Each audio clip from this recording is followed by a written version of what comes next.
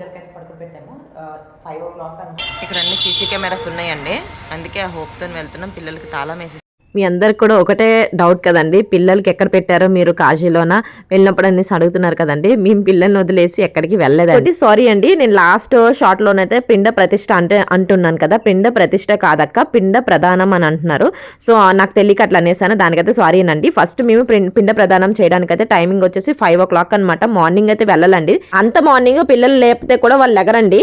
మేము పిండ ప్రదానం చేయడానికైతే ఎర్లీ మార్నింగ్ చీకటి అనమాట. ఆ టైంలో చూడండి, మేము చేసి వచ్చిన తర్వాత కూడా వాళ్ళు చక్కగా రిటర్న్ వచ్చేటప్పటికి 8:30 అయిందండి. అప్పుడు కూడా పిల్లలు పడుకునేసరికి మేమైతే లేపేసి వాళ్ళకైతే మళ్ళీ టెంపుల్స్ అయితే కాశీలో ఉండే కదండి, కోటి లింగాలు అక్కడికైతే వచ్చామండి.